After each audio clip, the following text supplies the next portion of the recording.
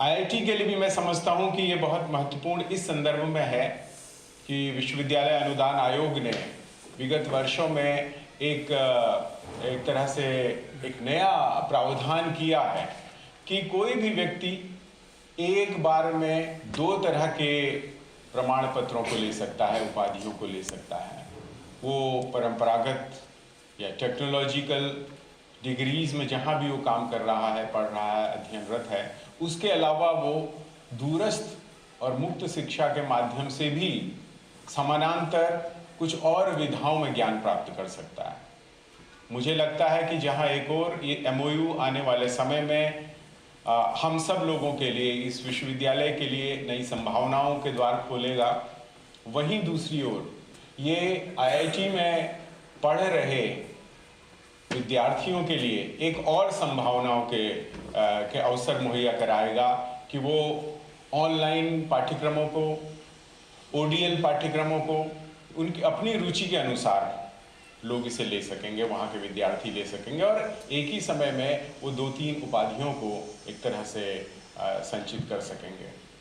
आज दुनिया में चाहे वो edX है, चाहे वो कोर्सेरा है, MIT के ऑनलाइन कोर्सेज हैं, कैम्ब्रिज ऑक्सफोर्ड के ऑनलाइन कोर्सेज हैं, हमारे सारे लोग वहाँ के कार्यक्रमों को तो कर रहे हैं। वो एक और IIT में, IIM में पढ़ रहे हैं रेगुलर मोड में, वहीं दूसरी ओर ऑनलाइन मोड में इस तरह के पाठ्यक्रमों को भी ले रहे हैं।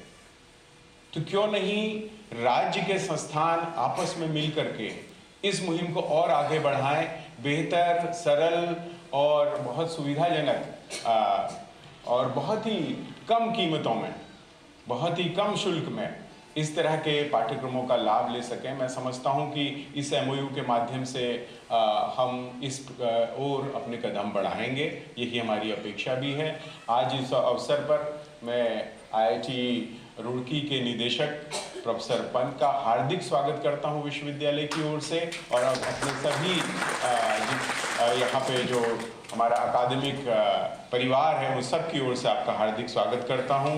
कुलपति जी का भी आभार व्यक्त करता हूं कि वो लगातार इस तरह के प्रयासों को करते रहे हैं। जितने भी रिसर्च इंस्टीट्यूशन हैं उनको इस विश्वविद्यालय के साथ जोड़ करके यहाँ शोध के वातावरण को आगे बढ़ाने का प्रयास करते रहे हैं।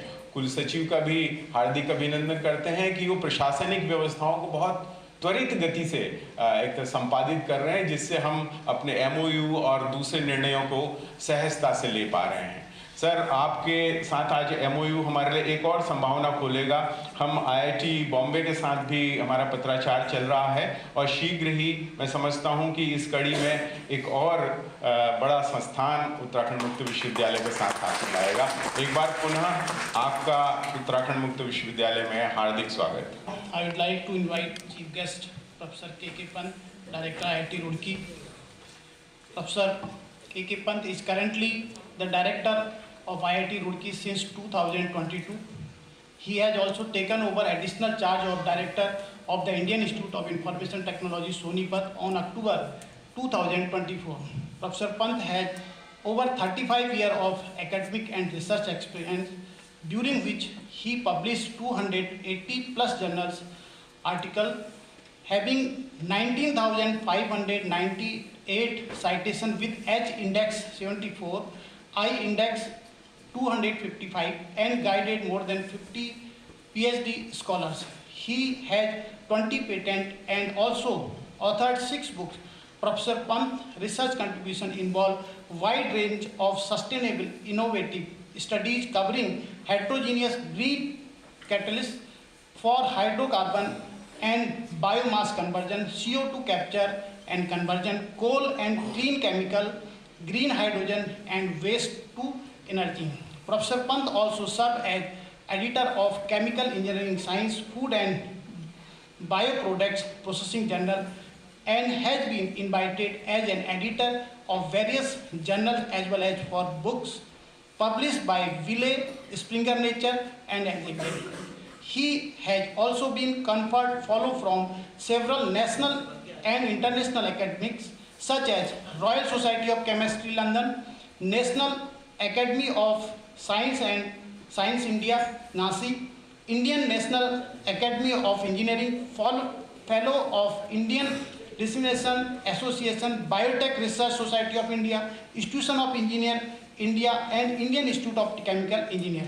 He is recipient of several national awards, which include Distinguished Alumni Award, Professor K.L. Chopra Applied Research Award by IIT Delhi, ChemCom Distinguished Speaker Award, Haltilia Award for Excellence in Basic Research in Chemical Engineering by Indian Institute of Chemical Engineer. Professor Navin Lohani ji, Sri Professor Radha Giriraj Pandey ji, who is the Director of CIQA, and Registrar of the University, Sri Khemraj ji, all the distinguished faculty colleagues who are sitting here of the dais, और सभी संस्थान के जो यहाँ faculty members और जो संकाय के अन्य सदस्य और जो बाकी स्टाफ के सदस्य और अगर स्टूडेंट्स भी यहाँ हैं, तो एक बार पुनः मैं आप सभी को नमस्कार करता हूँ। और IIT रुड़की से मुझे यहाँ बुलाने के लिए मैं शुक्रगुजार हूँ प्रोफेसर नवीन लोहानी जी का भी, जिन्होंने इस जो MOU की बात कर रहे हैं हम लोग उसको इनिशिएट किया, और उस MOU में क्या क्या हम लोग कर सकते हैं, किस तरह से जो एक आजकल बात चल रही है सस्टेनेबिलिटी की, जो हम बात करते हैं साइंस, टेक्नोलॉजी, इंजीनियरिंग और basic subjects of literatures, humanities, economics and business, किस तरह से हम उसको मिला के वोकल फॉर लोकल बन जाए। जो भी तकनीक डेवलप कर रही हैं इंजीनियरिंग संस्थाएं, उसको अगर उद्यमता के साथ जोड़ा जाए, एंटरप्रेन्योरशिप की जब बात करते हैं, तो उत्तराखंड में क्या क्या उसके लिए संभावनाएं हैं, उसको हमें डिस्कस करना पड़ेगा। और अगर आप उत्तराखंड की ज्योग्राफी देखते हैं, अगर आप उत्तराखंड में अवेलेबल रिसोर्सेज को देखते हैं, तो यहाँ पर बहुत सारे रिसोर्सेज हैं और साथ ही साथ बहुत सारे चैलेंजेस भी हैं। When we talk about science and technology, तो my basic theory or basic message to all the students when I give, I say that basic needs are food, energy and water, and that becomes an access. So भोजन, quality भोजन, उसके लिए agriculture जरूरी है। उस agriculture की जब बात करते हैं तो उसकी सिंचाई के लिए पानी की जरूरत है। उसमें आप कुछ फर्टिलाइजर भी डालते हैं, तो किस तरह से वो फर्टिलाइजर जो है केमिकल रहित फर्टिलाइजर हो, यानी कि बायो फर्टिलाइजर हो, यानी कि ग्रीन हो। और इन सबको जब साथ में लेके चलते हैं, चाहे वो पानी की समस्या को समाधान करना हो या फूड से, एग्रीकल्चर से रिलेटेड आप प्रोडक्ट डेवलपमेंट की बात करते हैं, एनर्जी की जरूरत पड़ती है। चाहे आप घरों में उसकी बात करते हैं, कोई भी काम मशीन आप चलाते हैं, एनर्जी की जरूरत है। तो फिर क्वेश्चन आ जाता है कि क्लीन सस्टेनेबल एनर्जी, जो ट्रेडिशनल डिराइव्ड फूड स्टॉक्स हैं एनर्जी के, जैसा कि आपको पता है पेट्रोल, डीजल, फ्यूल ऑयल, और उससे हमारा प्रॉब्लम है एनवायरनमेंट की, पर्यावरण की। आपने वो भी पढ़े होंगे लिटरेचर, या जो उत्तराखंड में पिछले 2 महीने में कुछ त्रासदीज हुई, धराली, जोशीमठ, उत्तरकाशी, तो कभी वो लैंडस्लाइड कहलाती हैं, कभी वो जो है क्लाउड बस्टिंग कहलाती हैं। उसके रीजन्स भी हमें जानने होंगे। जब हम बात करते हैं हिमालय की, जो हिंद कुश हिमालयन बेल्ट है, जिसमें भारत की संस्कृति, उत्तराखंड की संस्कृति और देवभूमि उत्तराखंड जब हम कहते हैं तो उसकी पूरी संस्कृति जुड़ी हुई है, उसकी बात करते हैं तो वहाँ पर भी बहुत सारे ग्लेशियर्स मेल्टिंग, जो आजकल क्वेश्चंस आ रहे हैं जब बात करते हैं हम साइंस की, इंजीनियरिंग की, और उसमें आर्ट्स और लिटरेचर की, क्योंकि बहुत सारे डिजास्टर रिलेटेड जो इश्यूज हैं उसको हम कैसे कम कर सकते हैं, यानी कि मिटिगेट कर सकते हैं। और साथ ही साथ ऐसे सेंसर्स डिजाइन करें या ऐसी डिवाइसेज या तकनीक डेवलप करें कि अगर वो हो रही है तो हमें पहले से पता चले, जो होने वाली है उसका पहले से पता चल जाए। जैसे अर्थक्वेक की बात करते हैं, तो ये सब चीज़ें मिलजुल के ही काम हो सकता है। तो इसका बेसिक थॉट प्रोसेस यही है कि सोसाइटल अवेयरनेस होनी चाहिए, पर्यावरण के बारे में उचित जानकारी होनी चाहिए। पानी की समस्या जो आप जानते हैं, उत्तराखंड के रिमोट एरिया में हमेशा पानी की समस्या है, जबकि इतनी सारी नदियां बह रही हैं। और वो सारी नदियां जब हम छोटे छोटे स्मॉल स्केल इंडस्ट्रीज लगाते हैं, उनको हमें किस तरह से समझाना है या किस तरह से साइंस और टेक्नोलॉजी का जो उपयोग करके देना है कि वो जीरो वाटर डिस्चार्ज कॉन्सेप्ट लेके आए, वो सर्कुलर इकोनॉमी कॉन्सेप्ट लेके आए। नई जनरेशन जो यहाँ पर है इस समय उत्तराखंड की, उसमें हमें उनको समझाना है कि सर्कुलर इकोनॉमी का मतलब क्या होता है और किस तरह से हम बच्चों को प्लास्टिक वेस्ट के बारे में बताएं, इलेक्ट्रॉनिक वेस्ट के बारे में बताएं, और जो रिसोर्सेज हैं उसको किस तरह से ऑप्टिमाइज करके चलाएं, जितनी ज़रूरत है उतना ही खर्च करें। उस भावना के साथ अगर हम करें कि हमारी आने वाली पीढ़ियों को हम क्या दे के जा रहे हैं और हम सोसाइटी को अपने ज्ञान से, अपनी नॉलेज से कैसे खुश रख सकते हैं, तो मुझे लगता है कि ये जो पूरे भारत, विकसित भारत 2047 की जो बात हो रही है, जो हमारे माननीय प्रधानमंत्री जी मोदी जी ने भी एक बात की है कि हम विकसित भारत में तीसरी डेवलप शक्ति 2030 तक ही बन जाएंगे, और जो $10 ट्रिलियन की इकोनॉमी, अभी $4 ट्रिलियन की इकोनॉमी है, उसको 10 ट्रिलियन कैसे बढ़ाएं, विकसित भारत तक $30 ट्रिलियन कैसे ले आए। यानी कि जो भारत का सिटीजन है, हर सिटीजन के पास रोजगार होगा, उसकी अपनी जो इनकम है, जो हम कहते हैं जीडीपी इनकम, जो है एवरेज वर्ल्ड की जो पर कैपिटा इनकम है उससे ऊपर हो, और हम जो एनर्जी, फूड और वाटर की जो बात कर रहे हैं, उस नेक्सस को सॉल्व करते हुए ये सारे जो तकनीक है वो भारत में ही निर्मित कर रहे हैं, यानी कि indigenous technology, self reliant technology.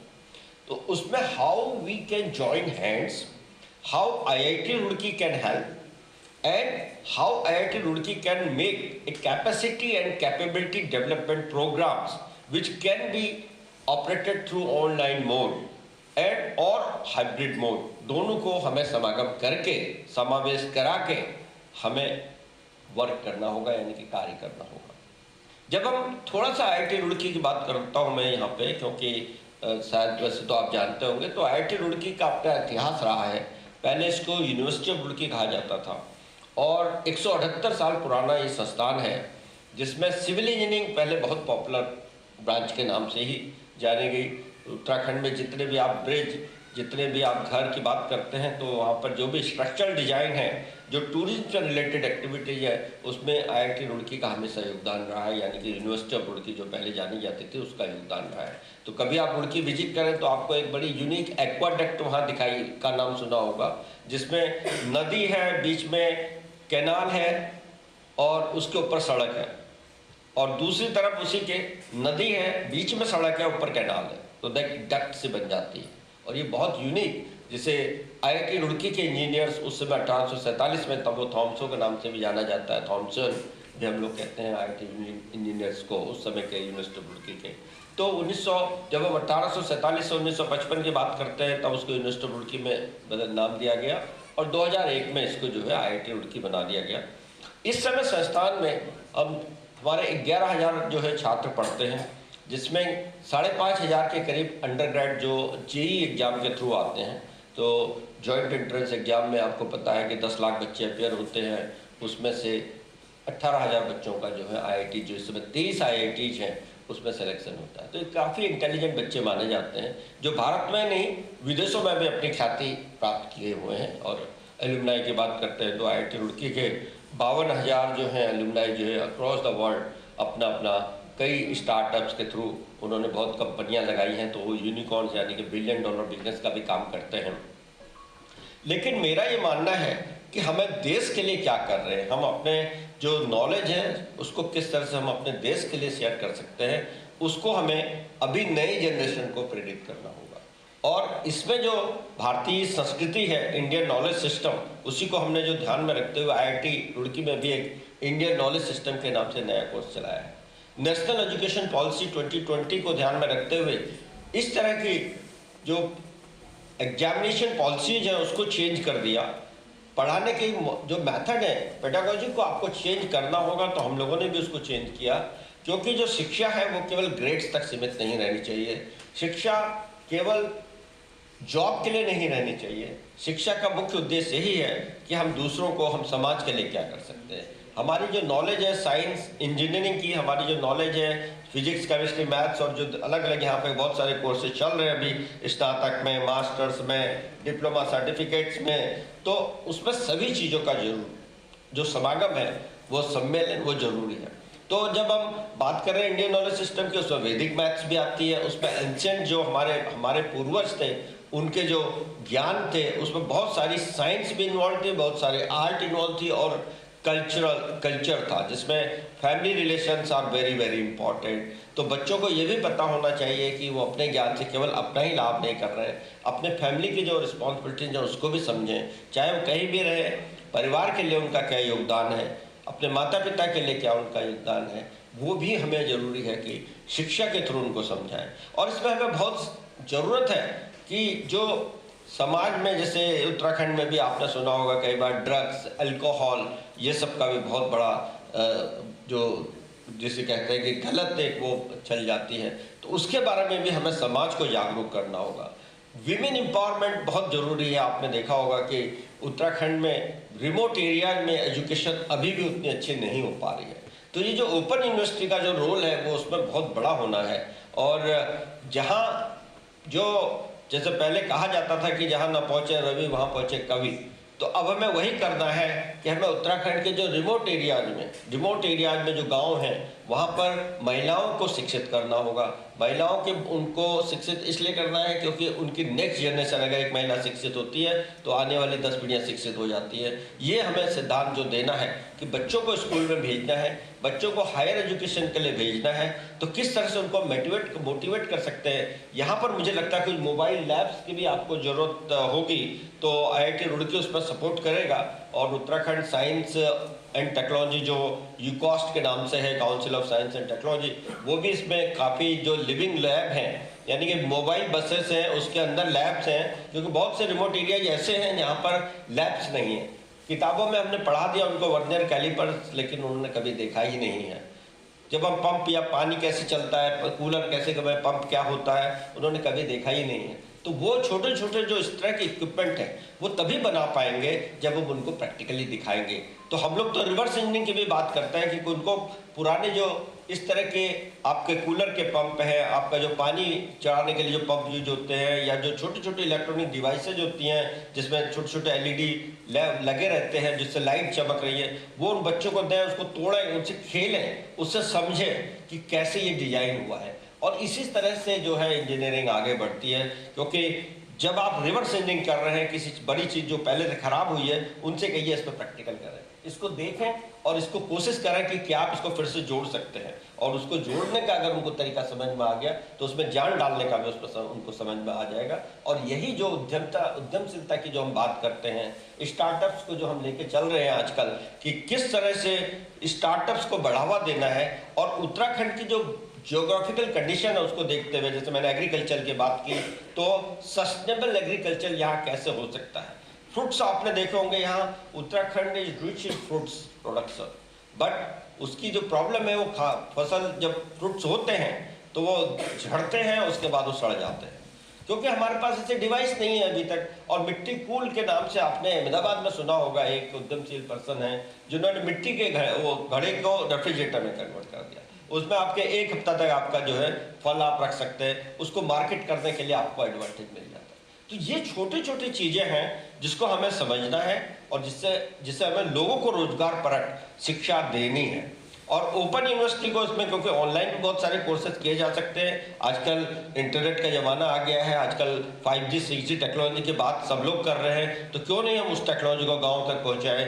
क्योंकि ओपन यूनिवर्सिटी को ये रिस्पॉन्सिबिलिटी लेनी होगी कि जहाँ जहाँ दूर दराज में स्कूल्स हैं उनको हम किस तरह से प्रोफेसर्स के थ्रू जोड़ा जाए और उनके लिए क्लासेस कराई जाए वहाँ पे। तो आई थिंक जो स्मार्ट क्लासेस की बात हो रही है, तो उसमें भी ओपन यूनिवर्सिटी को बहुत आगे आना होगा। और IIT से जो भी हेल्प मिलेगी हम लोग उसके लिए तैयार हैं। हमारे स्टूडेंट्स, क्योंकि मेंटरशिप में हम उनको इंटर्नशिप में हमने एक कम्युनिटी कनेक्शन का एक कोर्स दिया हुआ है, जिसमें वो गांव में हमने 5 विलेज अडॉप्ट भी किए हुए हैं। अभी उत्तराखंड में ही हमने अल्मोड़ा के खुंट जिले में 75,000 मैलबेरी के प्लांट लगाए, जिसको काफ़ी कॉमर्शियली आजकल बढ़ाया जा रहा है। क्योंकि इस तरह के किस तरह के हम फ्रूट मार्ट या किस तरह की फसल या किस तरह के क्रॉप्स को हम कल्टिवेट कर सकते हैं उत्तराखंड की जियोग्राफिकल कंडीशन के हिसाब से, तो चाहे वो कुमाऊं की तरफ हो, चाहे वो गढ़वाल की तरफ हो, तो वो हमें पहले समझना होगा और उसके हिसाब से वहाँ पे क्रॉप्स लगानी होगी। एक बड़ी जो इशूज मुझे जो फार्मर से जब डिस्कस कर रहे थे हम लोग, तो एक वो प्रॉब्लम आई है जिसमें एनिमल्स के द्वारा, यानी कि बंदर और भालू जंगली जो पशु हैं उनके द्वारा फसल को नुकसान पहुंचाना, ये एक बहुत बड़ा चैलेंज है जिसकी वजह से बहुत सारे किसानों ने फसल की पैदावार करना ही बंद कर दिया है, क्योंकि तैयार फसल जो है वो बंदर जाके नष्ट कर देते हैं, या जंगली हाथी, जंगली भालू, जंगली सुअर। तो ये सब चीज़ों पे भी ध्यान देना है। तो हम लोग उसके लिए एक गेट फाउंडेशन उत्तराखंड में सेतु के नाम से जैसे नीति आयोग है उस तरह का एक वो बना है, जिसमें इन सब प्रॉब्लम को सॉल्व करने के लिए IIT रुड़की नॉलेज पार्टनर है।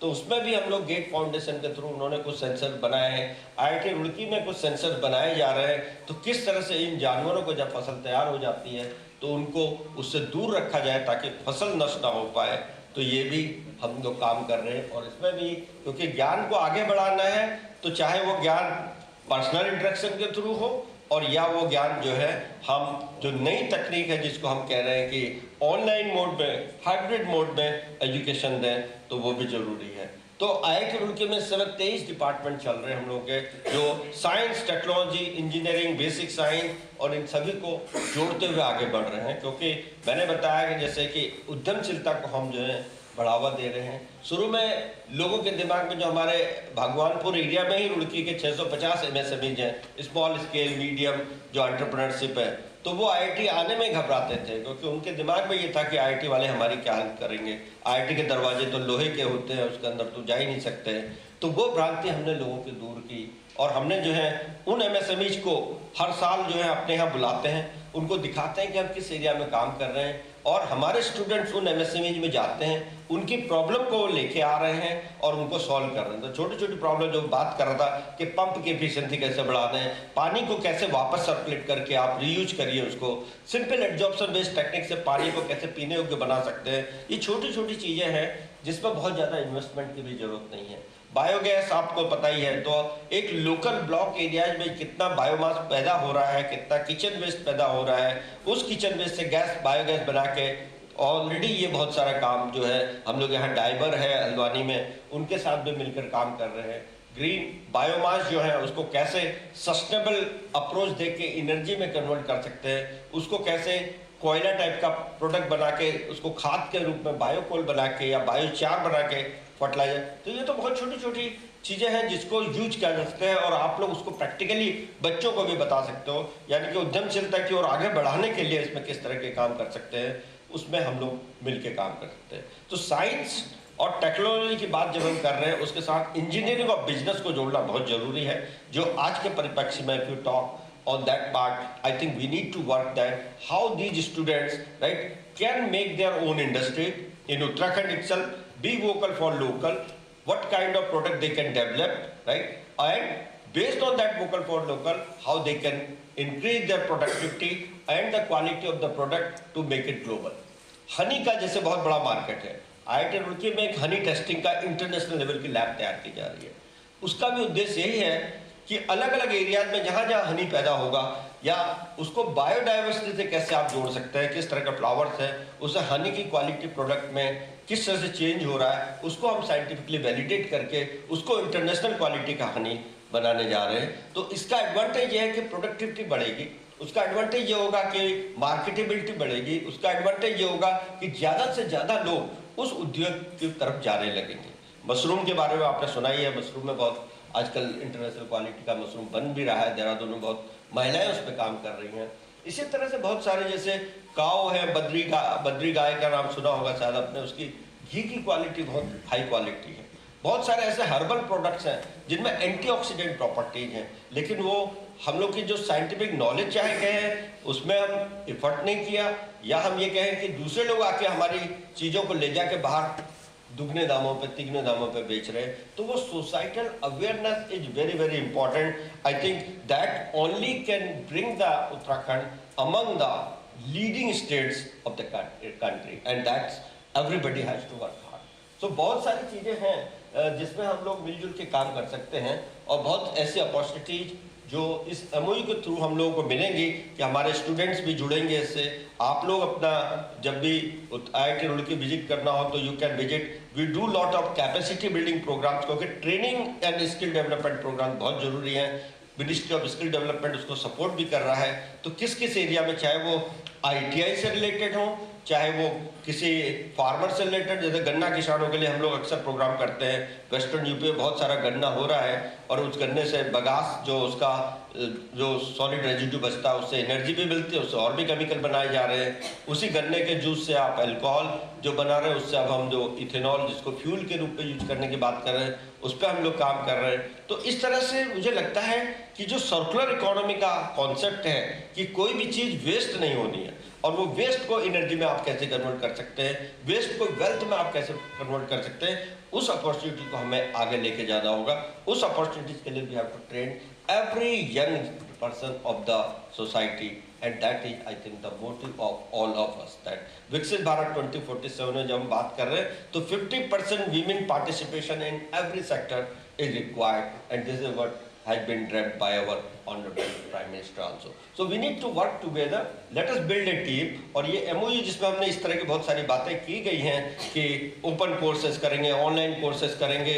साथ ही साथ साइंस और टेक्नोलॉजी को बेसिक साइंस के कोर्सेज से, डिप्लोमा सर्टिफिकेट कोर्सेज से, शॉर्ट टर्म प्रोग्राम से जोड़ेंगे, तो वो कोर्स यहाँ भी हो सकते हैं, ऑनलाइन मोड पे भी होंगे, और कुछ कोर्स रुड़की में होंगे, हमारे सहारनपुर में एक कैंपस है, हमारा ग्रेटर नोएडा कैंपस है। तो तीनों कैंपस में अलग अलग तरह के प्रोग्राम्स को हम रन करने की कोशिश करेंगे। तो मैं एक बार पुनः आप सभी को धन्यवाद देना चाहूँगा कि आपने मुझे यहाँ बुलाया और मुझे अपनी बात कहने का मौका भी मिला।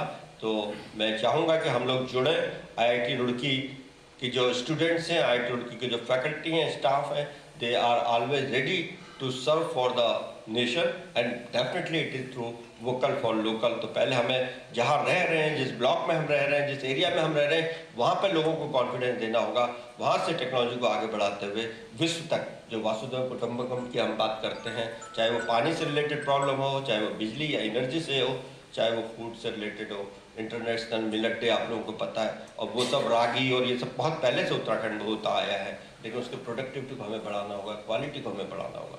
तो नमस्कार, धन्यवाद, जय हिंद, जय भारत।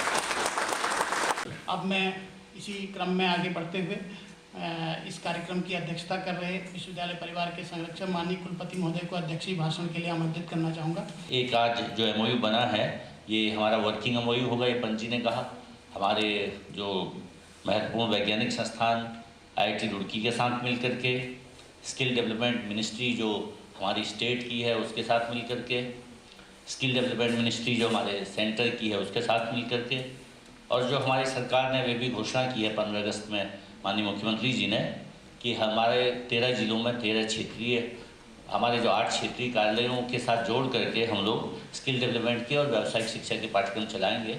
तो उसमें IIT रुड़की से हमें पूरा सहयोग मिलेगा और हमें इक्विप्ड एक तरह से जो वैज्ञानिक हैं वो मिलेंगे, तो जिससे हमारा काम आगे बढ़ पाएगा। तो मैं प्रोफेसर पवन को बहुत धन्यवाद करता हूँ कि उन्होंने हमारे इस प्रयास को जोड़ने में और उसको मार्गदर्शन देने में सहयोग दिया।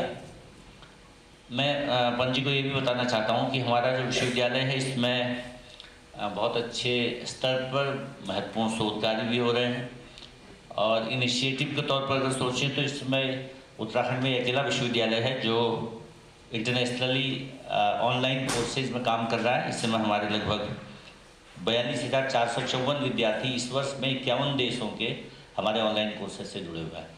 और ये हमारी जो मूक्स की टीम है जिसमें 12 मूक्स इस समय है, अगले वर्षों में हमारी इनकी संख्या निरंतर बढ़ने वाली है, उनकी मेहनत का परिणाम है। आज मैं उनको भी बधाई देना चाहता हूँ इस अवसर पर।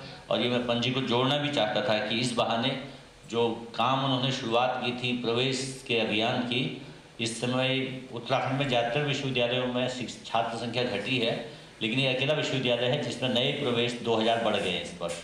तो इस सत्र से हम लोगों के लिए एक अच्छी सूचना है कि ऐसे काम हमारे साथियों ने किए।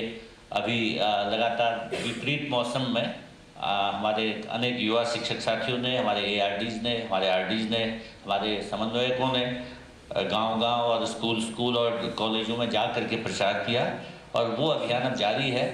और चूँकि रुड़की का EMRC भी बहुत डेवलप है और पहले से वहाँ बहुत अच्छे काम हो रहे हैं, आगामी दिनों में हम भी EMRC सेंटर डेवलप कर रहे हैं, और हम लोग चाहेंगे कि भविष्य में पंजी के साथ जुड़कर हम उस सेंटर में भी काम करें और वहाँ से भी अपने लोगों को इक्विप करें, ताकि हमारा जो लक्ष्य है अंततः जो अभी आपने कहा 2047 में विकसित भारत का, उसको हम प्राप्त कर पाएँ।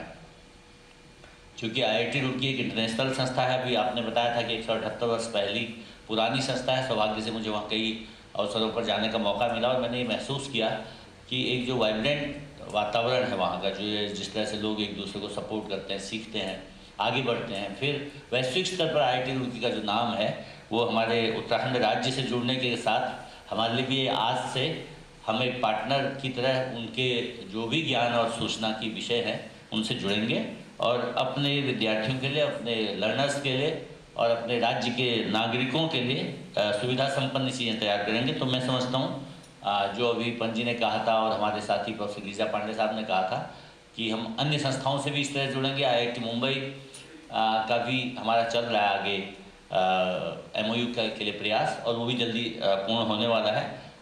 पंजी की सूचना के लिए मैं ये भी बताना चाहता हूँ कि हमारा विश्वविद्यालय नए क्षेत्रों में जैसे विद्यार्थियों को जोड़ रहा है। जो हमारे परंपरागत सेंटर थे उनके अलावा मिलिट्री के जो केंद्र हैं, जैसे बंगाल इंजीनियर्स रुड़की में हमने MOU किया। अभी हम लोग 11 दिसंबर को उत्तराखंड में जो हमारा बड़ा सेंटर है मिलिट्री का, कुमाऊं रेजिमेंट, उसके साथ MOU कर रहे हैं। फिर हम गढ़वाल रेजिमेंट के साथ कर रहे हैं।